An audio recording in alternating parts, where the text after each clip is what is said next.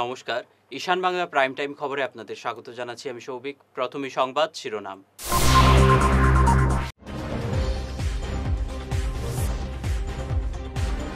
রঙিয়া এক্সপ্রেসের এসি কামরায় দুর্গন্ধ, 2 ঘন্টার রেল আটকে রাখলেন যাত্রীরা।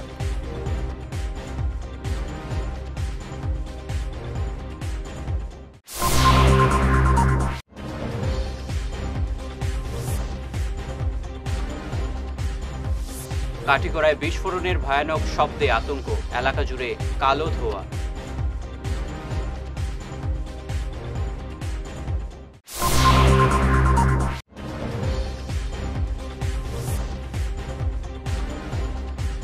শ্রীকোনায় টিঙ্কু দাস নামের এক যুবকের মরদেহ উদ্ধার, এলাকা জুড়ে তীব্র চাঞ্চল্য।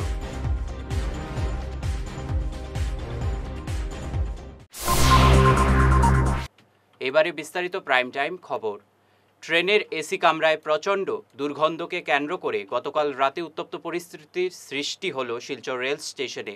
প্রায় 2 ঘন্টা দেরিতে ছাড়ে ট্রেন। ঘটনা শিলচর রঙিয়া এক্সপ্রেস ট্রেনে। যাত্রীদের অভিযোগ, 2টি এসি কামরায় দুর্গন্ধে দম বন্ধ হওয়ার মতো সৃষ্টি হয়েছিল। যাত্রীরা চেন টেনে ট্রেনটি থামিয়ে দেন স্টেশনেই। শুরু হয় বিক্ষোভ। প্রায় 2 ঘন্টা ট্রেনটি স্টেশনে আটকে রাখেন যাত্রীরা। এতে উত্তপ্ত পরিস্থিতির সৃষ্টি হয় শিলচর রেল স্টেশনে। পরে রেল পুলিশ ও বিভাগীয় আধিকারিকরা ছুটে এসে পরিস্থিতি সামাল দেন। কামরা 2টি পরিষ্কার করার পর প্রায় 2 ঘন্টা পর রঙিয়ার উদ্দেশ্যে রওনা দেয় ট্রেনটি।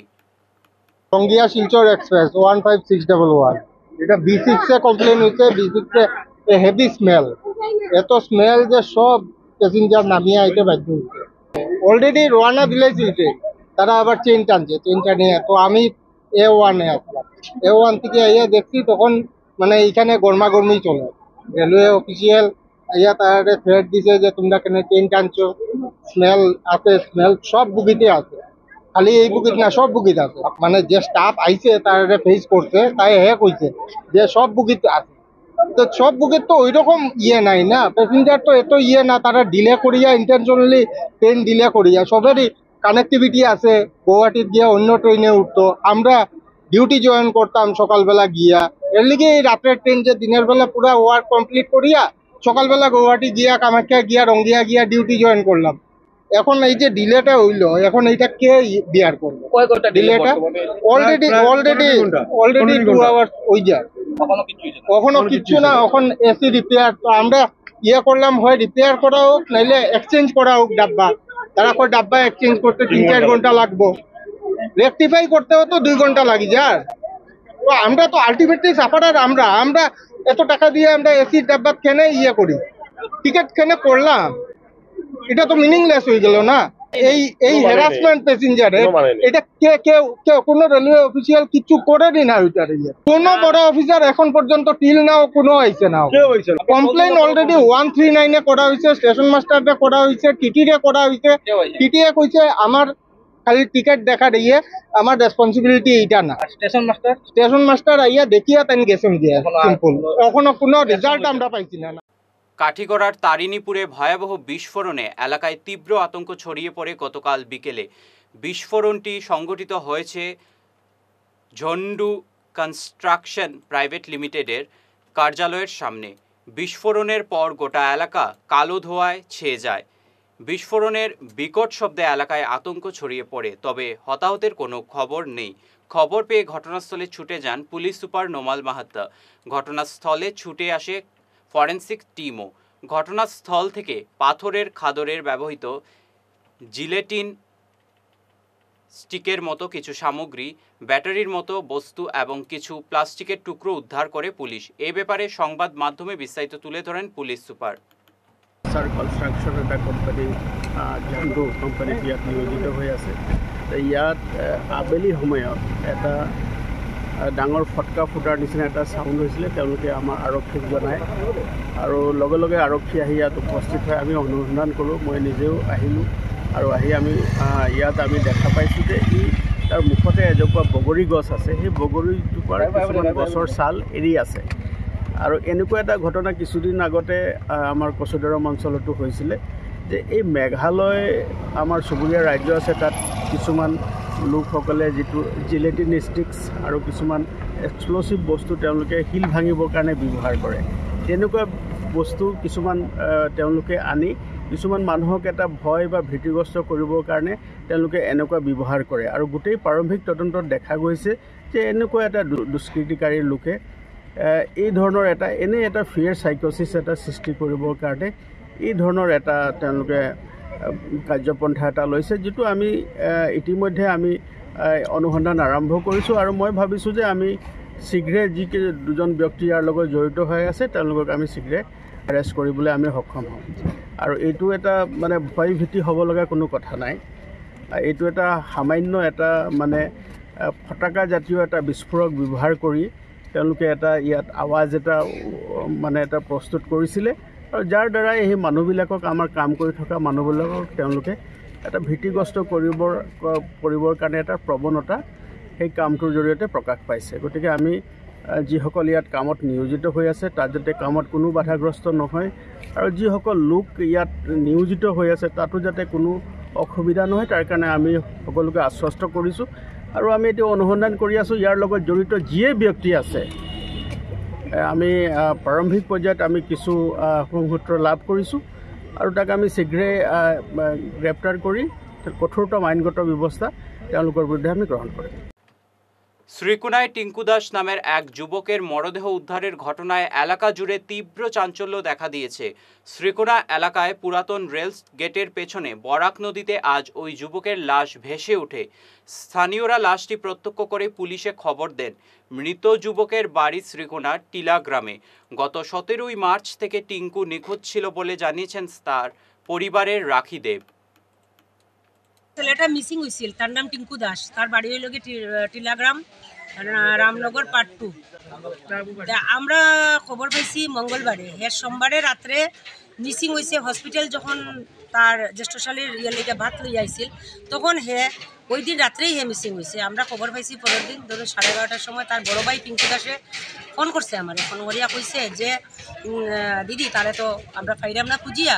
তখন আমরা কইছি ঠিক আছে, আমি তখন অফিসে আছি, তোমরা একটু খুঁজাখুঁজি করো, দেখি আমি বিকাল দিকে আইনি। তারপরে তো তারা খুব খুঁজাখুঁজি করছে, পাইছে না।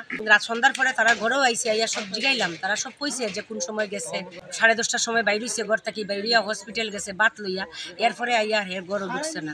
তারপরে কালকে আমরা থানাত গিয়ে আমরা এটা যারা দিছি বিষয় বৃত্তান্ত দিছি, সব কিছু আমরা দিয়ে দিছি। আজকে তো এখন আইসুন ম্যাজিস্ট্রেট, পুলিশ সব আইসুন। আর আজকে সকালেও আমারে জানাইছে যে পাওয়া গেছে শুনি আমরা আইলাম। এরপরে তো আমরা পুলিশ ইনফর্ম করলাম। শ্রীকোনা পুরানা রেজেল ব্রিজের নিচে আর কি, ITR পিছনে। তারা যখন রাস্তা দিয়ে যায় তখন পুলিশ পেট্রোলিংয়ে পাইছে শ্রীকোনা থানার। তারা দেখিয়া হে বাকছে। আর যে একজন আছিল তার ওয়াইফ আছিল কল্যাণ এডমিশন, পুলিশে হয়ে গেছে। আর তার জিজ্ঞানি পরে কইছে আসতে রাস্তা থেকে নাই। অখিল ভারতীয় বিদ্যার্থী পরিষদ এবং রাষ্ট্রীয় কলা মঞ্চের যৌথ উদ্যোগে আগামী 30 মার্চ থেকে 18 এপ্রিল পর্যন্ত বরাক সাংস্কৃতিক মহোৎসবের আয়োজন করা হয়েছে। গ্র্যান্ড ফাইনালে উপস্থিত থাকবেন দাদা সাহেব ফালকে পুরস্কারপ্রাপ্ত অভিনেতা মিঠুন চক্রবর্তী। আজ শিলচর প্রেস ক্লাবে এক সাংবাদিক সম্মেলনে অনুষ্ঠান নিয়ে বিস্তারিত জানান বিদ্যার্থী পরিষদের কনকলাল দেব এবং আদিত্য দে। এদিনের সাংবাদিক সম্মেলনে অন্যান্যদের মধ্যে উপস্থিত ছিলেন হাইলাকান্দি জেলা রাষ্ট্র কলা মঞ্চের সংযোজক তথা বরাক সাংস্কৃতিক মহোৎসবের হাইলাকান্দি জেলা সংযোজক নিকিতা দেবরায়, এবিভিপির পয়লাপুর শাখার সম্পাদিকা গীতিকা তিওয়ারি প্রমুখ।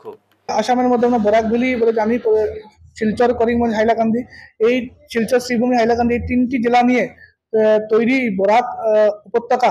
এই বরাক উপত্যকার কলা, কৃষ্টি, সংস্কৃতিকে আমরা রাজ্য স্তর থেকে রাষ্ট্রীয় স্তরে নিয়ে যাওয়ার জন্য অখিল ভারতীয় বিদ্যার্থী পরিষদ একটি পরিকল্পনা হাতে নিয়েছে, বরাক সাংস্কৃতিক মহোৎসব। এই বরাক সাংস্কৃতিক মহোৎসবের নামে যে আমরা একটি কার্যক্রম হাতে নিয়েছি, আগামী 30 মার্চ থেকে এই কার্যক্রম শুরু হবে এবং 18 এপ্রিল পর্যন্ত এই বিভিন্ন কার্যক্রম চলবে।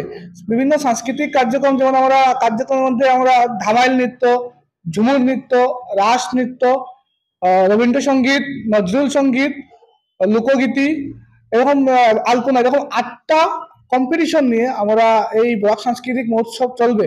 এবং বরাক ভ্যালির ছাত্রছাত্রী নবম শ্রেণী থেকে মাস্টার্স যারা ছাত্রছাত্রীরা আছে এই ছাত্রছাত্রীরাই এই অনুষ্ঠানে সহযোগিতা করতে পারবেন বা প্রতিযোগিতা করতে পারবেন। আমরা 30 তারিখ থেকে বিভিন্ন জেলায় জেলায় অডিশন স্টার্ট হয়ে যাবে, বিভিন্ন জেলায় জেলায় অডিশন স্টার্ট হবে। এটা 3টা পর্যায়ে আর এই অনুষ্ঠান চলবে। ইউনিট লেভেল বা শাখা স্তরে চলবে আমাদের, যেমন নগর স্তরে অডিশন চলবে। যারা নগর স্তরে যারা জিতবে, ফার্স্ট সেকেন্ড থার্ড হবে, তারা জেলা স্তরে এসে প্রতিযোগিতা করবেন এবং জেলা স্তরে প্রতিযোগিতা হওয়ার পর 18ই এপ্রিল আমরা এটার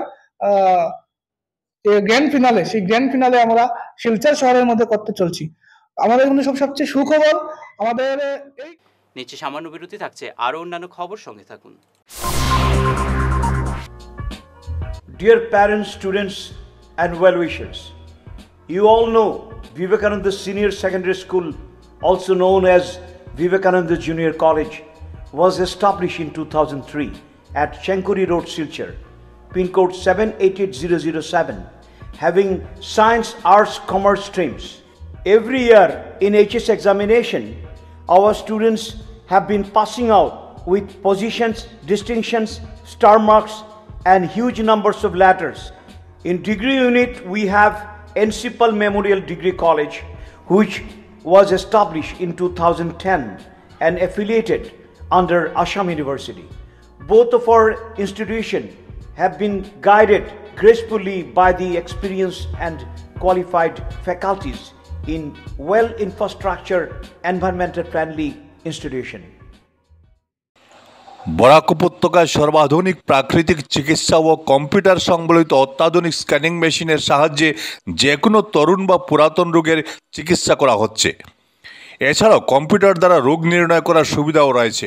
এখানে গ্যাস্ট্রিক, লিভারের রোগ, অর্শ, diabetes, sinus, high blood pressure, স্ট্রোকজনিত প্যারালাইসিস, কোমর ব্যথা, মেরুদণ্ডের পীড়া, স্পন্ডিলাইটিস, ঘাড়ের ব্যথা, সায়াটিকা, হাঁটুর ব্যথা, পুরুষ ও মহিলাদের গুপ্তরোগ, ধাতু দুর্বল্য, শীঘ্র পতন, প্রস্টেট গ্ল্যান্ড ও কিডনির রোগ, মূত্রপাথড়ী, অনিদ্রা, অত্যধিক মোটা হওয়া, দূষিত রক্তজনিত চর্মরোগ ও মানসিক রোগের চিকিৎসা করা হয়।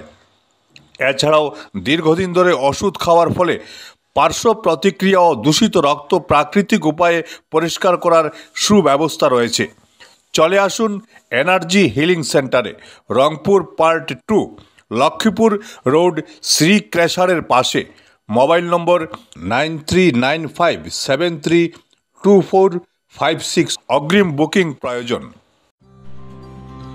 সোনার সংসার জুয়েলার্স, সোনা মানেই সোনার সংসার। আমাদের এখানে রয়েছে চূড়, বালা, ব্যাঙ্গল, মান্তাসা, চেইন, রিং, চুড়ি। 50,000 টাকার সোনার গহনা কেনাকাটা করলে রয়েছে একটি নিশ্চিত উপহার।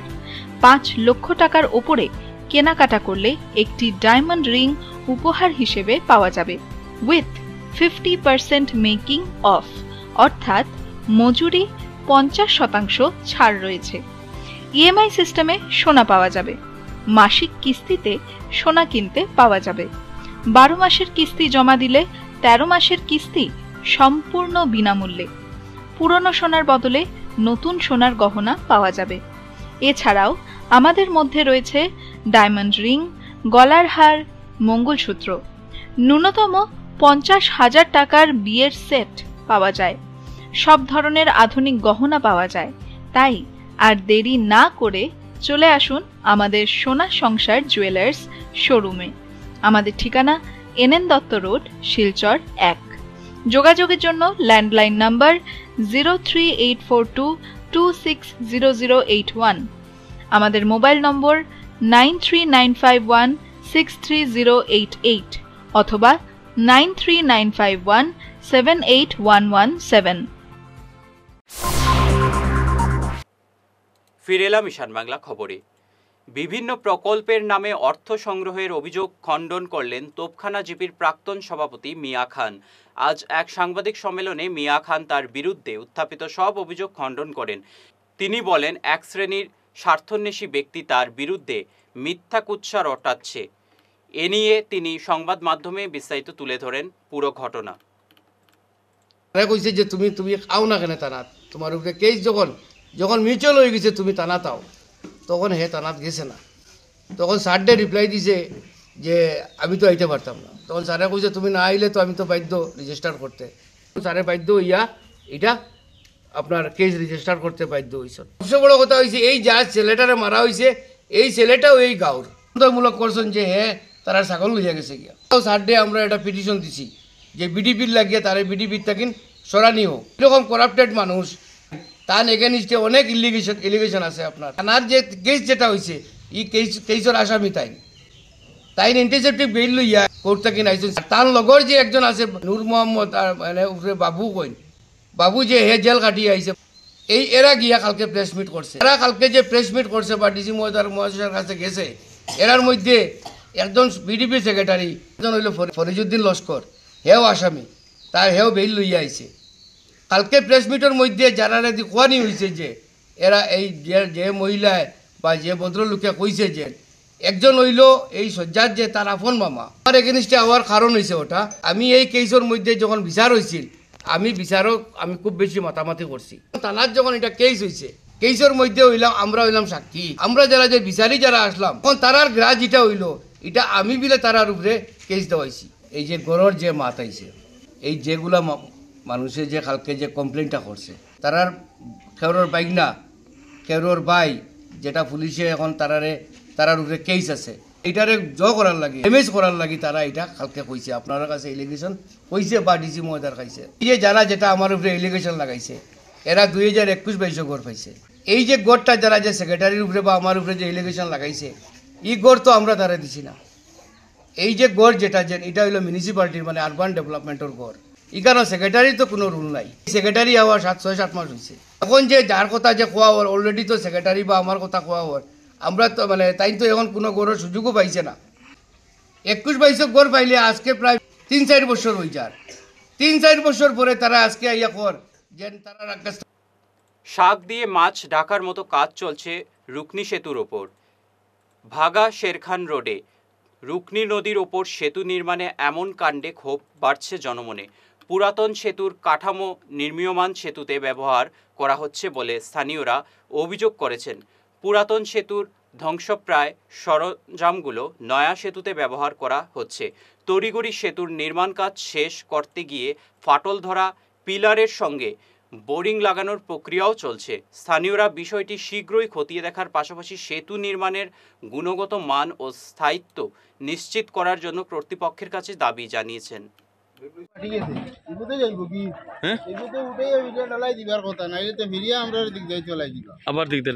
আমরা তো 2-3 বাদে কালি না হবে আর খেওয়া কালি আটি আর ঠিকই তো নাই যাইব গিয়া আমরা কষ্ট করা লাগে যাইব গিয়া। ও মোর বেটা কেমন ফাটা দেখো ঠিকই বনি ঠিকই তো আছে এগুলো তো ঠিকই তো না এগুলো কিলা হইব অত ফাটা ও অত মোটা মাঝে গুরু ও কিলা এই ক্ষেত্রে তুমি কিতা কইবা? আরেকবার ব্রিজ ভাঙি আরেকবার ব্রিজ যাইব এই ফাটার কারণে আরেকবার ব্রিজ ভাঙিব তখন লোড হইব না ফাটিব না। ফাটা জায়গায় কিতা কইছো? দাবি গেছে ফাটাটা দাবি গেছে ফাটাটা দেখা যায় দাবি গেছে দেখো কতখান দাবি গেছে বাজান দাবি গেছে ফাটাটা লোড হইছে দাবিছে। আচ্ছা এখন যদি ইলা যদি বানানি হয়ে যায় সেম টু সেম তাইলে কিতা হইব ব্রিজের ভবিষ্যৎ তখন কোজেন ফিরিয়ার কথাতে যাইব তো ফিরিয়া করলা কাম আগলা মাগি হ্যাঁ আগলা মাগি জায়গা দিয়ার সেগুয়ার কয়দিন যাইব তো গালি দিয়া বুইটাই মাটি দাড়ি মিলাইয়া দিতরা মারিয়া আলি আমরা হইলাম আম মানুষ আ তো দেখি আর বড় হ্যাঁ দেনার বড় বাটা দিলে ইগো দেখো ইগে ব্রিজের উপরে এফেক্ট আইবনি দেখো যান ইগো ডাইরেক্ট ব্রিজ ঠিক তো নাই। শিক্ষার্থীদের মধ্যে সঙ্গীতের পরিবর্তনশীল শক্তিকে উপলব্ধি করতে গতকাল এক কর্মশালার আয়োজন করে ড্রিম সেলিব্রেশন এনজিও। শিলচরের তরুণীমোহন দাস লস্কর একাডেমিতে আয়োজিত এই কর্মশালার বিষয় ছিল constructing and rhythmic diversity and musical theoretical foundation. এনজিওর প্রজেক্ট কোঅর্ডিনেটর সন্দীপা চক্রবর্তী এবং প্রতিষ্ঠাতা সোনালী বণিকের নেতৃত্বে আয়োজিত এই কর্মশালাটি সঙ্গীতের সর্বজনীয় ভাষায় একটি প্রাণবন্ত উদযাপন ছিল। নমস্কার, আমি ড্রিম সেলিব্রেশনের পক্ষ থেকে সোনালী বণিক বলছি। আজকে একটা তরুণীমোহন দাস লস্কর স্কুলে আমরা মিউজিক নিয়ে একটা অ্যাওয়ারনেস করেছি। যেটা মিউজিক নিয়ে অ্যাওয়ার্স করানি হয়েছে, এটা সন্দীপ্তও করেছে আমাদের মেম্বার্সের মধ্যে, এক্সিকিউটিভ মেম্বার ও। তো এখানের মধ্যে যারা স্টুডেন্টস, এখানে যারা 7-8-এর স্টুডেন্টসই ম্যাক্সিমাম ছিল। তো 8 পাস করে 9-এর মধ্যে ওদের মিউজিক একটা সাবজেক্ট থাকবে প্রত্যেক স্টুডেন্টেরই। বাংলা মিডিয়ামে যারা 8 পাস করে 9-এ উঠে তখন ওদের একটা সাবজেক্ট থাকে মিউজিক। সেটার জন্য আজকে আমরা একটা অ্যাওয়ারনেস করেছি মিউজিক নিয়ে।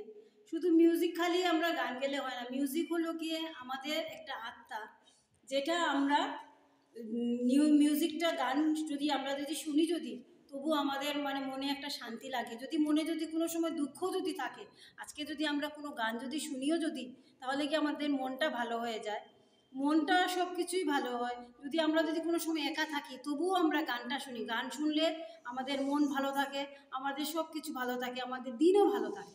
কোনো সময় কেউ সকালে উঠে ঠাকুরের গান চালায়, আমরা শুনি, বা কেউ যারা শুনে ওদেরও মনটা ভালো হয়। সেটাই বলছি, সারাদিনে আমরা যদি কাজও করি তাহলে আমাদের ভালো থাকে। শিলচর শহর সংলগ্ন মেহেরপুর সিডি হোমের বেহাল দশার চরম দুর্ভোগে দিন কাটাচ্ছেন স্থানীয়রা। হোমের বেহাল দশা কাটাতে বেশ কয়েকবার প্রশাসনিক সভা হলেও কোনো ফায়দা হয়নি। গতকাল এলাকাটি পরিদর্শন করে বেহাল দশা সরজমিনে খতিয়ে দেখেন বিধায়ক দীপায়ন চক্রবর্তী। এই যে অনাথ আশ্রম, যেটা অনাথ ক্যাম্প, এটা সোশিয়াল ওয়েলফেয়ারের জায়গা। এই জায়গার উপর আমরা লক্ষ্য করেছি কয়েকজন ব্যক্তি কেস করেছেন। আপনারা জানেন যে শিলচর বিধানসভাতে সরকারি জমিনের অভাব, আর এই অভাবে সরকারি অনেক স্কিম আমরা করতে সক্ষম হচ্ছি না। বিগত দিনের সরকার, কংগ্রেস শাসিত সরকার, জায়গাগুলোকে অপব্যবহার করেছে, বন্টন করেছে। যে উদ্দেশ্যে বন্টন করা হয়েছে আমরা লক্ষ্য করেছি অনেক সংস্থা সেই উদ্দেশ্যে এই জায়গাগুলোকে ব্যবহার করছেন না। তো এই যে অনাথ আশ্রমের যে জায়গা বা সিডিএমের জায়গা বলুন বা সোশ্যাল ওয়েলফেয়ারের জায়গা বলুন, এই জায়গাতে কিন্তু সরকারি অনেক স্কিম করা যায়। এখানে 30 থেকে 40 বিঘা জায়গা রয়েছে। আমার ইচ্ছা ছিল যে ডিস্ট্রিক্ট অ্যাডমিনিস্ট্রেশনের যে ডিসি অফিস, যেটা ডিসি অফিসের কার্যালয় যদি এখানে হতো তাহলে সুন্দর হতো, কিন্তু কেস থাকায় সেটা হয়নি। কিন্তু আমি মনে করি যে এই কেসের পিছনেও কিছু স্বার্থান্বেষী মানুষ রয়েছে যারা কেসগুলোকে করে এই জায়গাকে আত্মসাৎ করার চেষ্টা করছে। যাই হোক, বিধায়ক হওয়ার পরবর্তীকাল থেকে আমি চেষ্টা করে যাচ্ছি এই জায়গার। আমি আশা রাখছি যে এই যে 93 পরিবারকে আমরা খতিয়ে দেখবো, যে অরিজিনালি এই 93 পরিবার আমরা শুনেছি যে 1958 থেকে তারা এখানে বসবাস করছেন।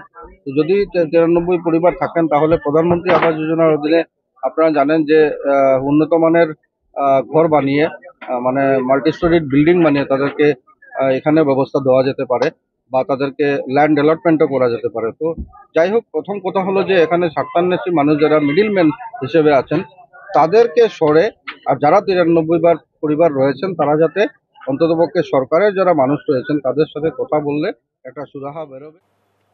শেষ করার আগে বিশেষ বিশেষ খবর আরও একবার।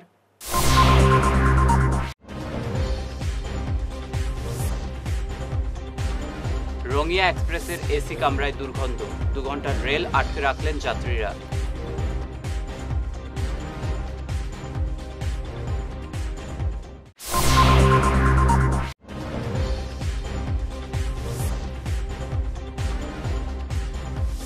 কাঠিগড়ায় বিস্ফোরণের ভয়ানক শব্দে আতঙ্ক, এলাকা জুড়ে কালো ধোঁয়া।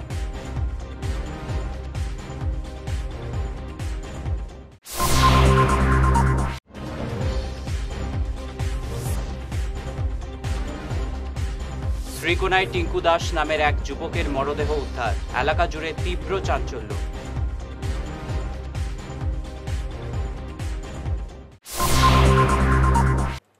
আজকের মতো ঈশান বাংলা প্রাইম টাইম খবর এই পর্যন্তই। নমস্কার।